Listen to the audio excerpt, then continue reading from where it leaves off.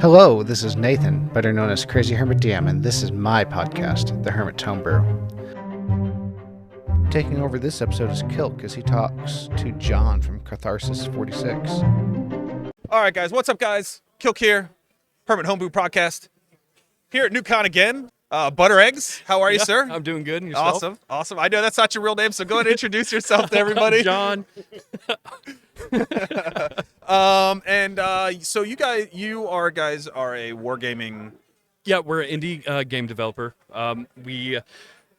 For me, I've been in the And it's industry. called The Block War, Yeah, right? The Block War. The Block War. Here we go. You could slap a S on there. We got some of them. Yeah, some of the titans here. Yeah. I've been in the industry for about 7 years, painting miniatures, kind of doing the. He is grind on our that. painter, actually. Oh. 7 years, roughly, you've been in the scene, painting. Yeah, on the painting side of On the things. painting side.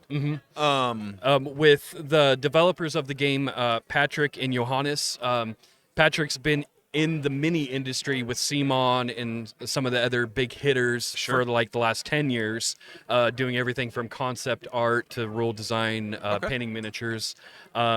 Johannes has been in the 3D printing industry for about the same amount of time, doing the sculpts and really at the birth of 3D printing. Sure. Mm-hmm. And did you guys all come together for Block War? Are they working on that, or How did I get involved with this? How did the painter become like the North America Block War guy? I asked them if they had an app, and I built them an app. Interesting. Yeah. Okay. I dropped into the Discord, sent Patrick a message asking him if there was an app for this, and he said that they were thinking about it, and I whipped one up in about 10, 15 minutes. I was like, hey, what do you think about this?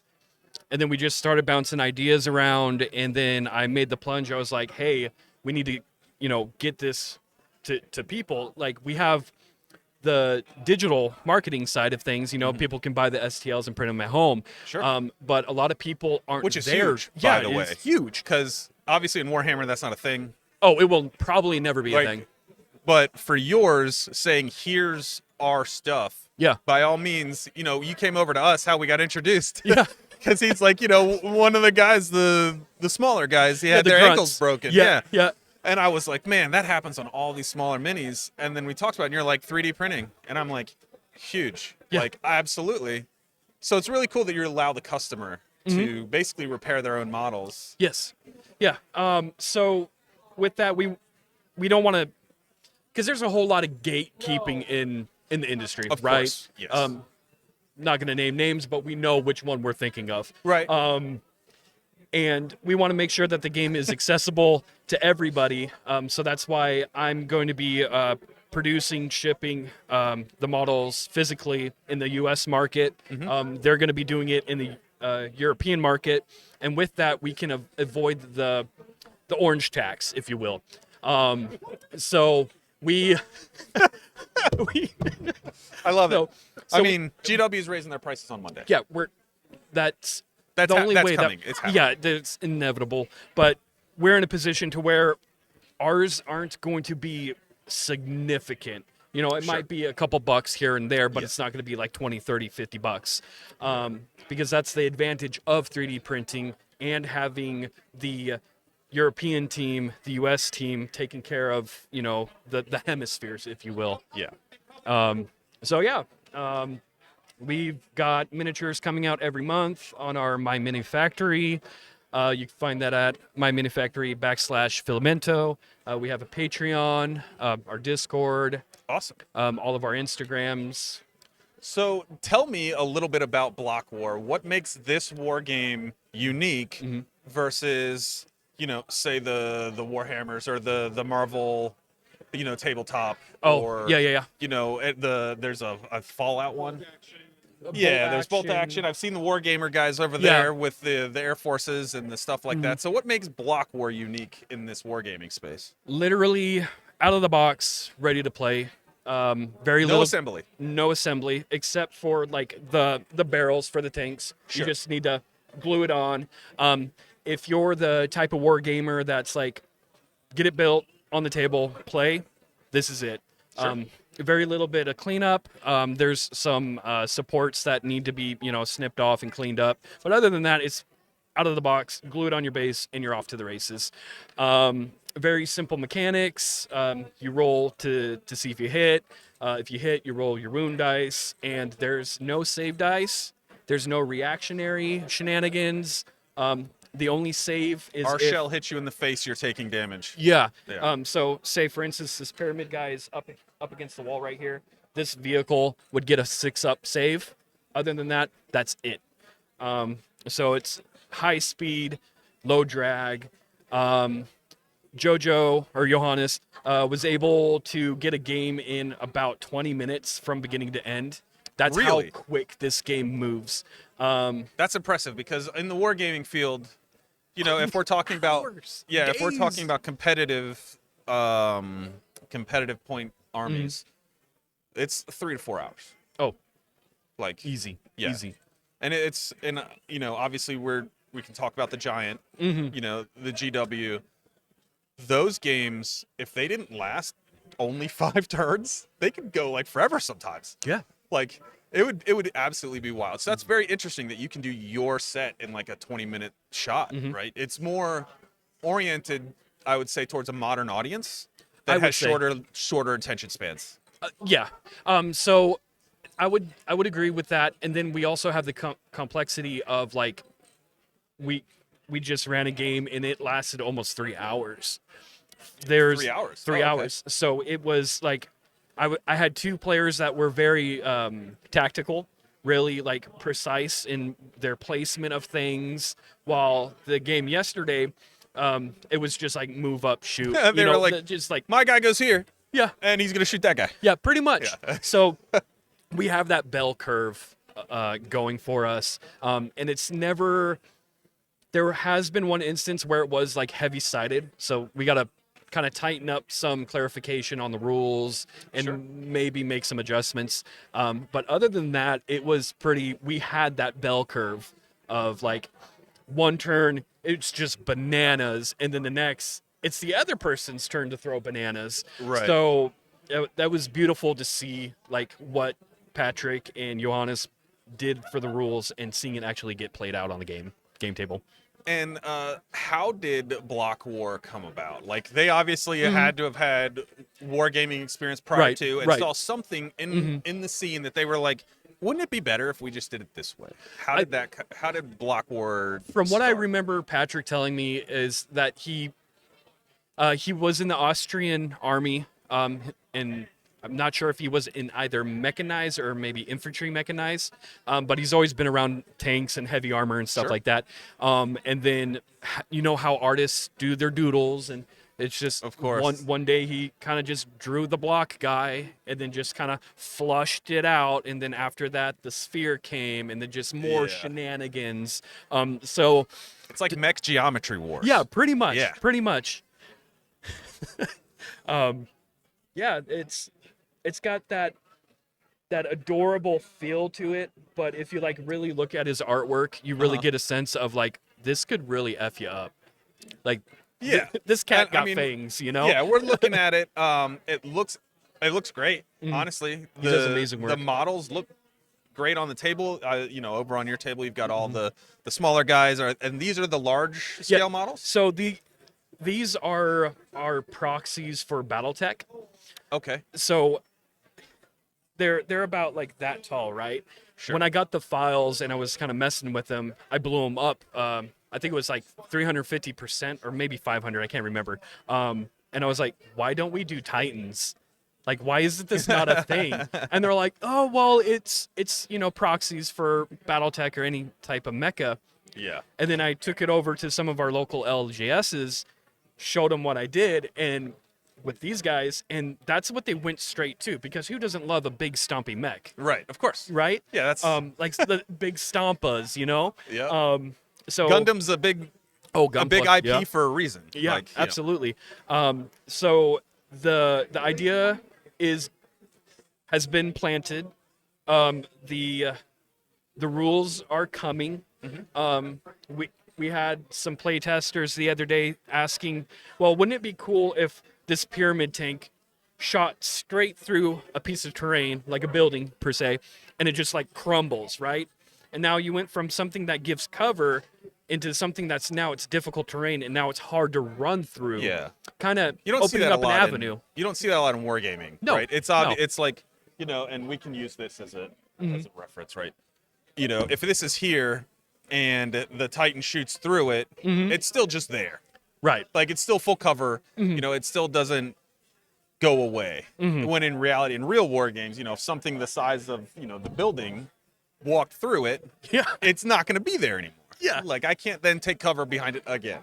So With our playtesters, getting a little bit of nuggets of gold and then sending that directly to Patrick and Johannes and be like, hey, I think this is a great idea. I think we need to kind of explore this a bit more. And with them and our community, we're always getting feedback. We're always shooting ideas towards our community.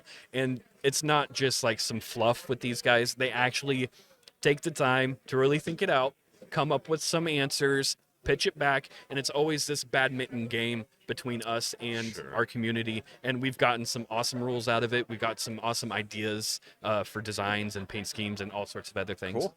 Yeah. I mean, you need that in a community. Yeah. Right? That's Yeah. one of the most important things.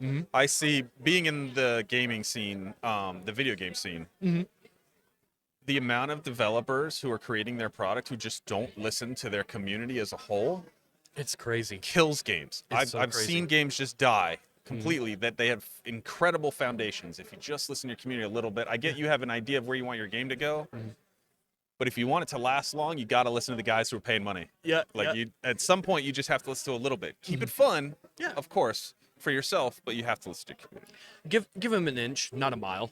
Yeah. There's always that ebb and flow of things, and that's kind of where we're at. And I want to say that we're going to stay that way. Things might change and, events might happen. Of course. But that is the goodwill intent, is that we want the feedback from the community. We'll adjust accordingly. And it's that beautiful relationship. This episode's been brought to you by... What's in the bag? What's in the mystery bag? Relax, adventurers. It's not some grim movie ending. It's better. It's Heimdaller's Mystery Metal Dice Bag, loaded with 20 different styles of heavy, battle-ready metal dice. A random D&D class sticker of 13 possibilities, and a special Heimdall sticker with it. Perfect for your next chaotic moment at the table. So stop guessing, start rolling, find out what's in your bag. Okay, picture this. Your next game session, you drop a full 4-story guild hall on the table. Roof comes off, every floor is playable. It's from Centurion 3D's Guardia collection. Suddenly, bam! Your table goes from not just another session to one of your players will talk about for years. This is the kind of terrain that changes the game. Check out now at centurion3d.com and bring your world to life and bring yourself home your next story to tell about.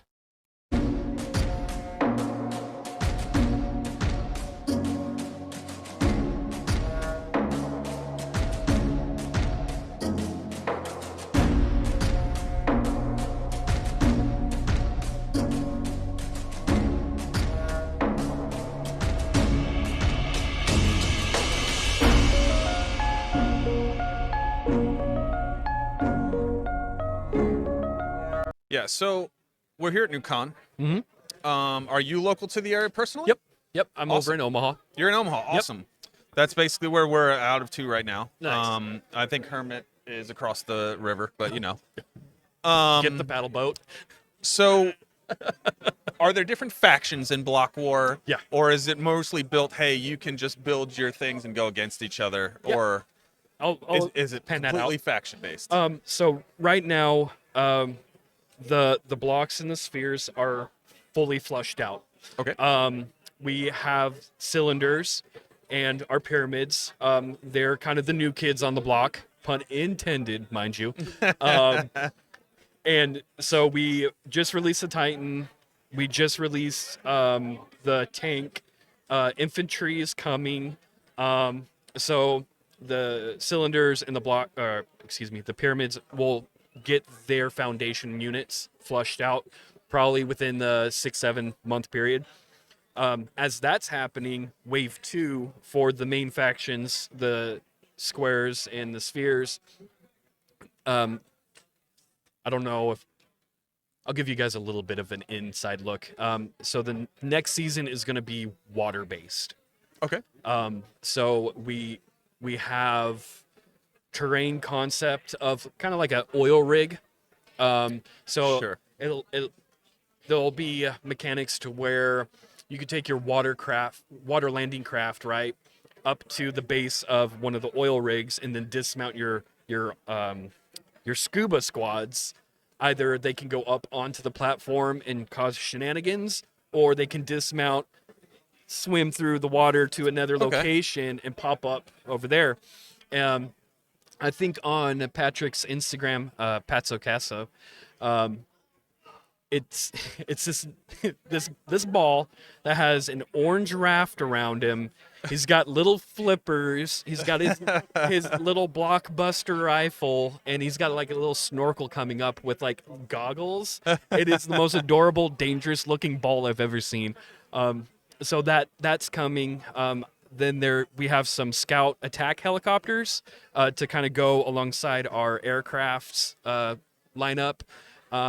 So this is going to be like a full wargaming concept. Oh yeah, Like It's land, sea, and air. combined arms is what we're going Yes, for. combined arms. There we Yep. go. So question, what is the lore behind the squares and the circles hating each other? Squares and the spheres. Oh, he's pulling them out. I mean, I know why. Some people just don't like rounded edges. That's kind of the gist of it, and that's kind of like how our community. The marvel of block tech. If I get to the Yeah. sphere, guys, is it going to be the marvel of sphere tech? I hope so. Yeah. The exemplar of spherical combat power. I'm already. Yeah. This is- it's so good. Keep going. But yeah, in our The community, block cracker shell caliber 40. we have guys who are all about that 90-degree angle, and then we have other guys and gals into the the 360 circumference. So there's always this like super meta of Armored when it comes to the lore. cylinder warfare. I love Yep. it, man. This is so cool. Yeah. Very cool. Oh no. Was that cats that I saw? Yeah, that's Sphere cats? Cylinder cats? that's Patrick's little avatar, and that's Okay. Johannes. I see. But We there's- can show them. This is what I'm looking at, guys.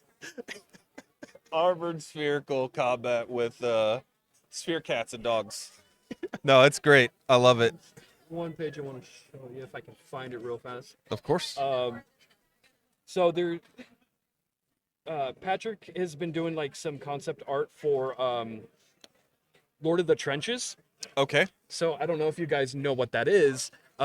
Think of like Frodo on a Harley Davidson with a Tommy gun during World War II. Okay. So it's Interesting. it's taking that like weird war aesthetic and bringing Yeah. it to Lord of the Rings. Oh, Also, okay. I we see. have the works of some concept art for some medieval block wars. The long soldiers of the cylinder conglomerate. Yeah, I love it. So are these going to be part of the spheres, or are they going to be their own faction? I think what it's gearing up to be is that it could become more of like a rank and flank. Okay. Like this is the ancestry to what we see now in the block wars. So Okay. the progressions of sword and board up into our artillery and our tanks. Sure. So something in the back pocket creatively to where we can like move in a different direction. Something and to have some expand fun. on. Yeah. For yeah. the future. Yeah. Uh-huh. No, I like that. That's great. Do you see these? Oh, those are awesome. They're incredible. Yeah. So, no, that's incredible. I think they look awesome. Yep. How long have you guys been? I know because it sounds like it started in Europe. Yep. How long have you guys been over here in the U.S.? I would say we have like maybe two to three people in the U.S. We have some retailers out on the West Coast, some independent LGSs that way, and then I think we have a few Canadian. But other than that, actively, I would say it would be me and one other guy. And what we're trying to do is like get it out there. We know it's a great game. We know the sculpts are awesome. Yeah. We just kind of need to get that push over the edge to where Sure. we can go to Gen Con, Adepticon, Nova, LVO, and I think we can hit above our weight level on this. Yeah, I agree. And it seems like it's also very friendly towards younger audiences as well, yeah. right? Obviously, when we talk about the Grimdark, it's Yeah. not very friendly to younger audiences by any stretch of the No. imagination. Oh my So- god! I had to explain who Slanesh was to my 11-year-old, Oh no. and I was like, "It's just a purple boy?" Question mark. With Yeah. with They're with- half and half. Yeah, with crab hands. The left and- side of their body, I believe, is female, and the right yeah. side is male. Yeah, they got crabs. They like seafood. That's yeah. They got crabs. And they like having a really good time. pleasure and pain. Yes. But obviously, like the mechs, Yeah. the design concept, it's very streamlined for all audiences, which is Yeah, great. Yeah, we want that engagement with everybody. We want everybody to have the accessibility of it, because say Timmy wants a Slanesh army, but Mama Bear sees the Block Wars, probably more likely to get the Block Wars for the kid. And that's the thing of it is like, let kids be kids for a while. Yeah. Let them grow into themselves. I mean, we have enough media in the world to where, as a parent myself, I'm just like, Yeah. I love wargaming, but you can't play this game. Like Kingdom Death Monster. I love the game. There's no way that I would play that game with my kids. Okay. Not happening. My daughter is in Marvel Rivals right now, Yeah. so So she thinks Rocket Raccoon is the coolest thing on the planet. Yeah, so yeah, I'm just like- letting her run with it. I'm like, Yep, yes, he's yes, so cool. Yeah. Invisible Woman, love her. Yeah. Like, she gets her nails done every 2 weeks with my wife.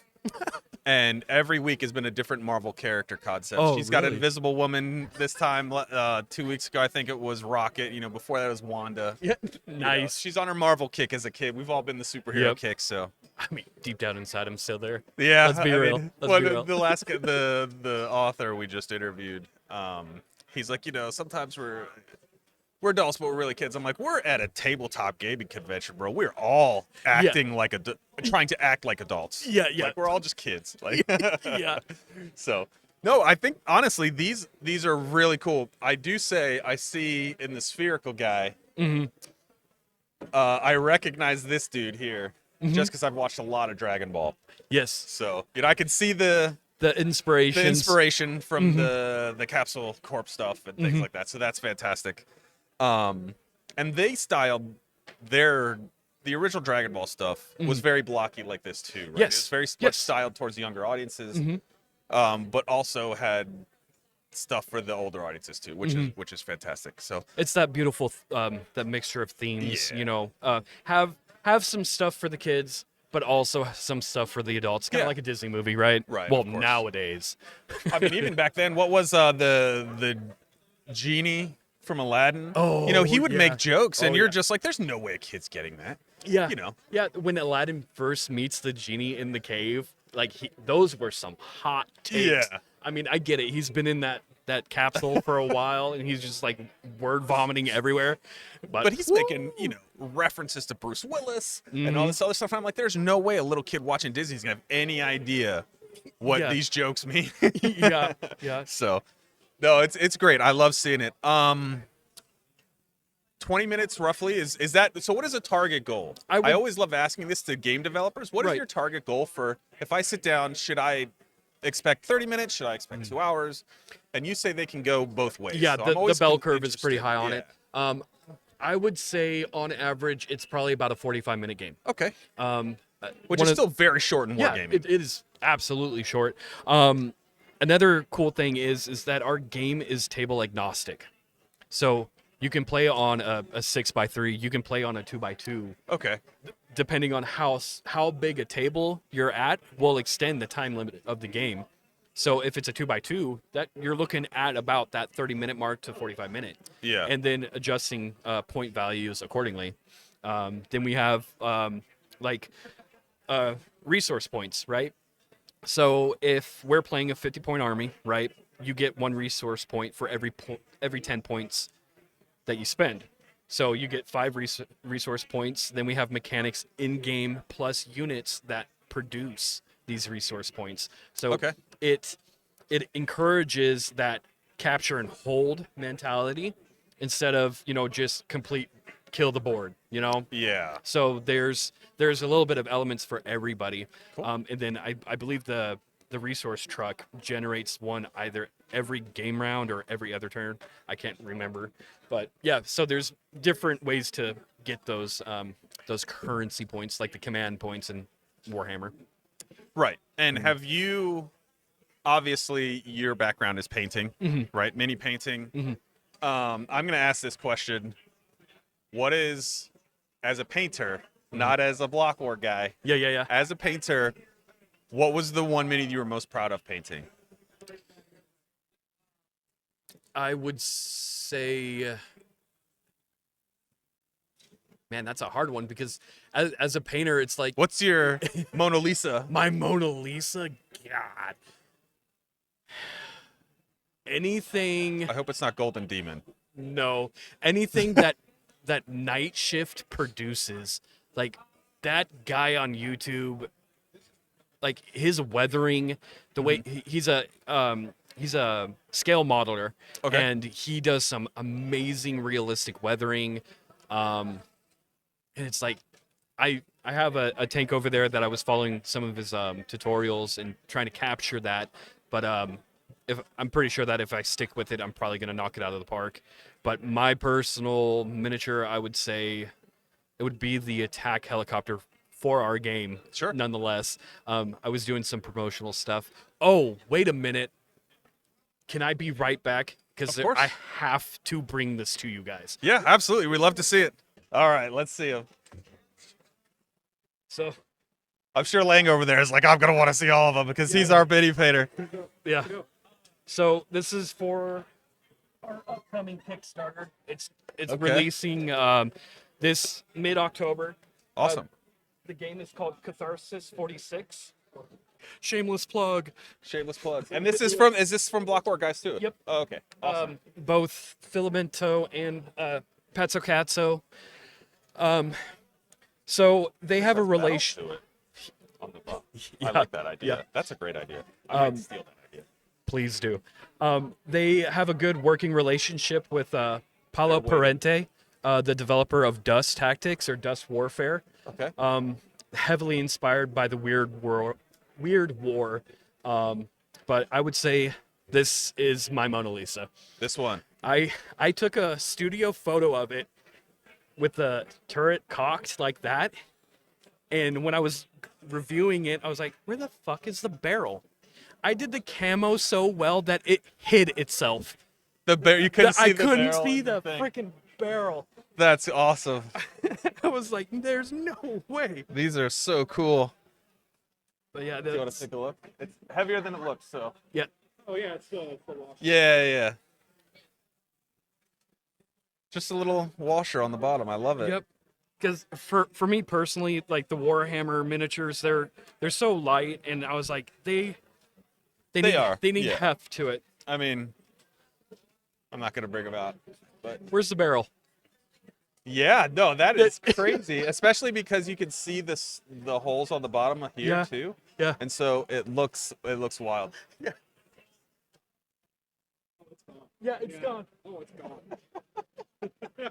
I was like, oh my god, thank you for saying the word Mona Lisa. 'cause Of course. Boom, there it is. I feel like as mini painters, I'm terrible at painting. Like my hands are too shaky. But I'm always interested to see like what are the minis that you guys are most proud of, because we're all artists in some way, shape, or form, whether it's Right. painting or writing or podcasting or anything, right? We're all here to create some cool stuff, and so I always like to see, what are they most proud of. So Right. this And, looks great. I mean, it took me 10 years to get to this level, and I know that there's another 5 years of refining stuff, and because I'm never going to be a master of painting. There's Sure. just no way. But you can There's not enough time. you can get real close, and once you Yeah. get to that point and just be able to step back like I did with this miniature and be like, enough's enough. This is chef's kiss. Yeah, and it's hard to get to as a creator at Yeah. that point. To get to a point where you're like, man, I really just love this. This is great. No comments. Yep. You know, that it's hard to get to that point because you're always critiquing yourself. Yep. And sometimes you just need to sit back and just embrace the suck. You Yeah. know, just embrace it. I agree. I messed up on that edge highlight. It sucks. I'm gonna embrace it. I'm just gonna do it. And I talked to the Gabe Shop Oh yeah, lady Becky? behind us, and she was like, it's the 3-foot rule.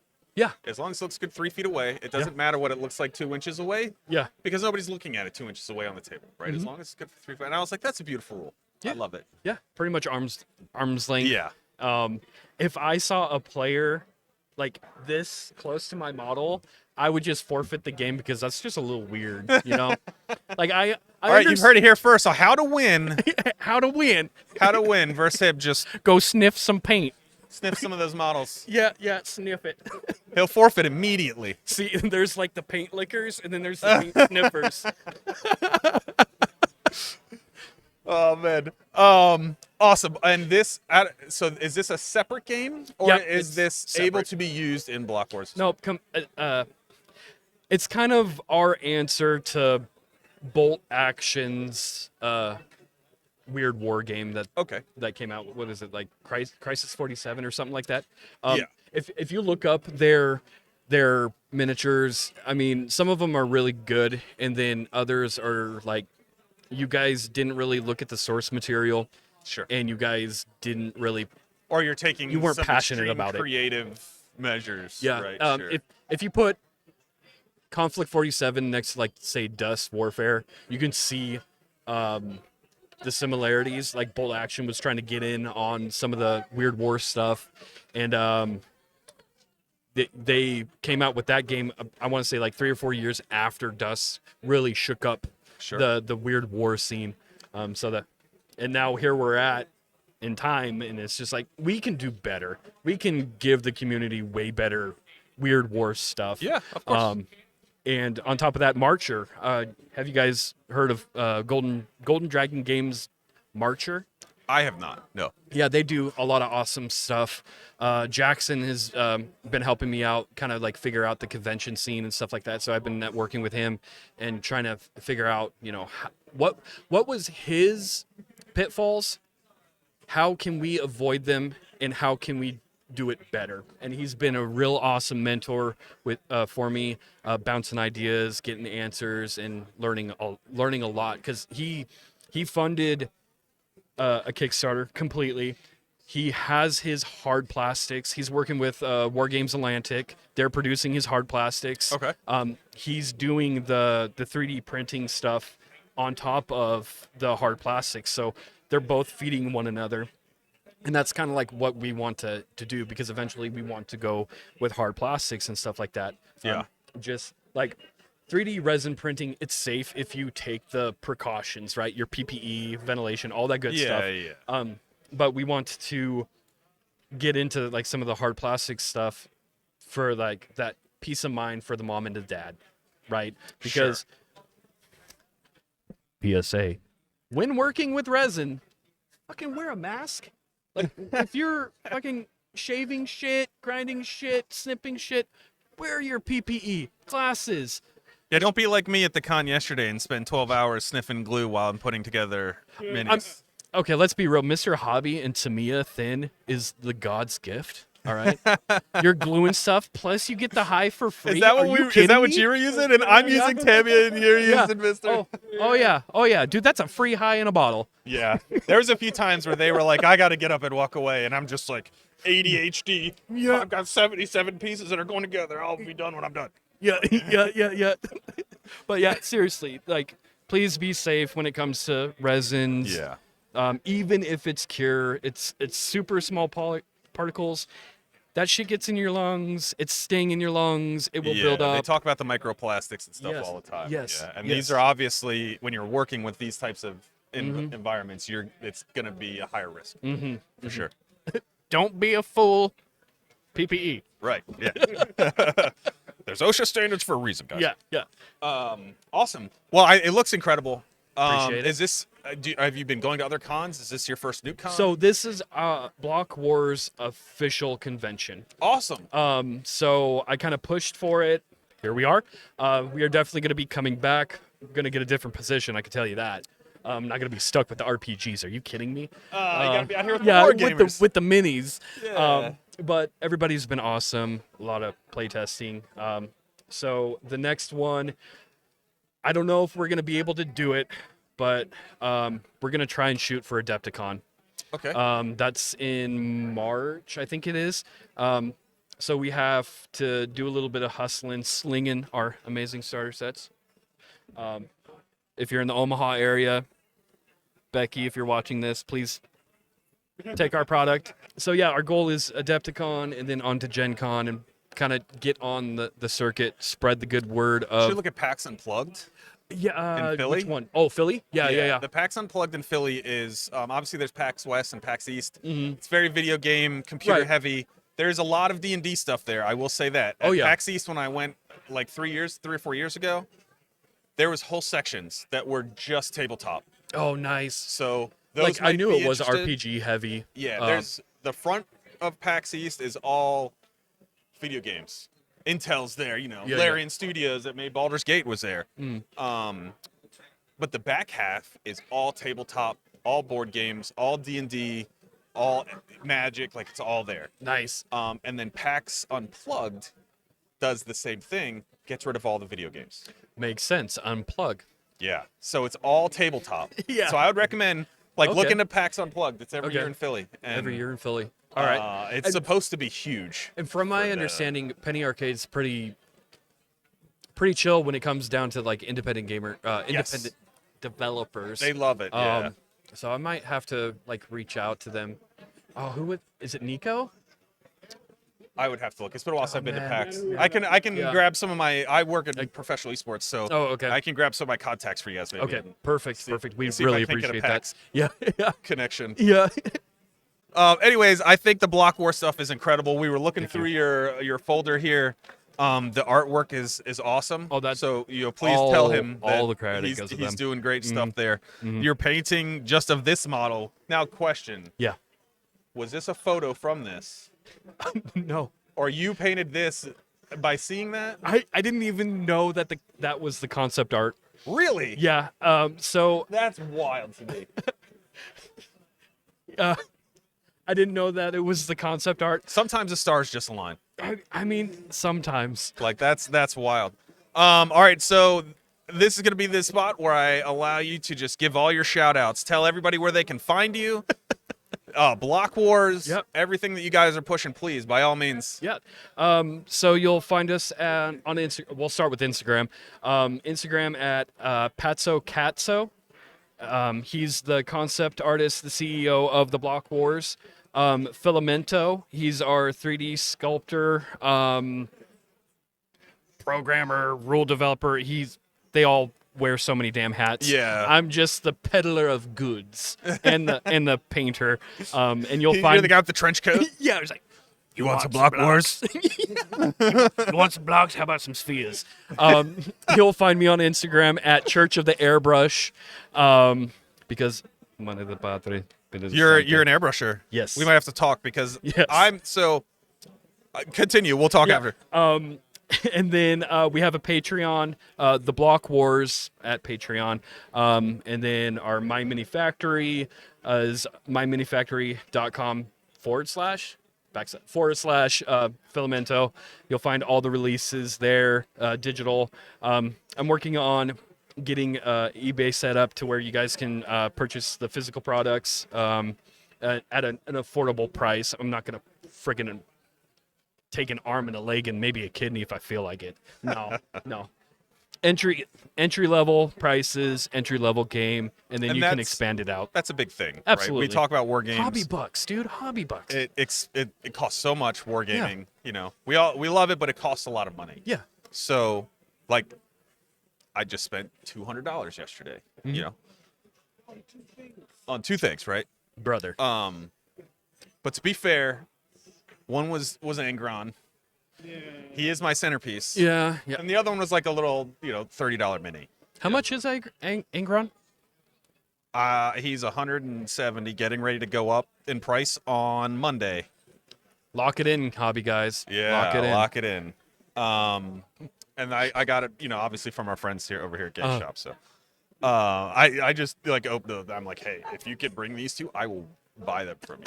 They did not have the one mini I had because it's order only. So I was like, yeah, I'll take the more expensive one because you're raising the prices here soon. Yep. Awesome. So, what would a price point look like before you take off on, say, the Titan? So, Or because I would imagine these would be the most expensive. They're the largest models. Yeah. So they're going to be $120. Awesome. Comes with model, base, and then the rule set once we get it all situated.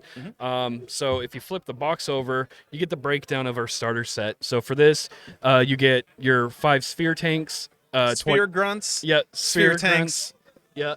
The naming convention is so easy. Yeah, I love it. It's so good. You get your special team. You get all the bases and everything. The rule book brochure. We're designing it to where it's going to be kind of a 5x7 novella. So it'll consist of the basic rules compendium plus a war pack. Okay. So your scenarios and stuff of that. 2 data cards for the units and stickers. Who doesn't like stickers? All coming in at $100. And I imagine that this is a D6 game. Yep. Awesome. D6s. So it have to be. It's blocks. Yeah. Right? I see. We're okay. Yeah, you like All that? Yeah. I see it. I'm trying. I'm trying. One of our players had sphere D6s. Yeah. Really? Yeah. Blew my mind. They're I'd have to look. I'd have to see it. yeah. They're like, The geometry's not geometry. so it's a D6 with all the pips, but on like a D12. Okay. That makes a little bit more sense then. Yeah. So it kind of busted my mind the way it did yours. And I'm thinking maybe I we see should how they would do that then. Okay. throw it in there. I was thinking only 6 sides, but if you're doing 12 sides, Yeah, but you're just making just 2 make it sides bigger. a 1, Yeah. 2 sides a 2, Yeah. then you can have a D6. I think the product is fantastic. Thank you for, giving your time here at the con. I know you're Thank you for the invitation. trying to, push the product and stuff like I that. love it. How has it been at Nuke Con? Are you guys selling anything over there? So it's strictly demoing, kind of, like a fisherman, Sure. casting out, getting some nibbles here and there, getting some great recommendations, some tips, things of that nature. But other than that, I mean, people are locked in, rolling dice, having fun, Yeah. and just That's what we're all here laughing, for in the laughing. end, right? Yeah. All for the good stuff. Awesome. Right. All right, guys. Well, thanks for joining. That was some of the people around here. I'm Kilk with the Hermit's Homebrew podcast, guys. Thank you for joining us here with Block Wars and Buttery Eggs. Butter egg. It could be butter. All right, guys. Thanks for joining us on this episode. We'll see you again on the next one. Hey, tabletop gamers. Thank you for watching this episode of the Hermit's Homebrew. We come out with new episodes every Wednesday. Remember to like, subscribe, and share with your friends as we continue to level up and grow.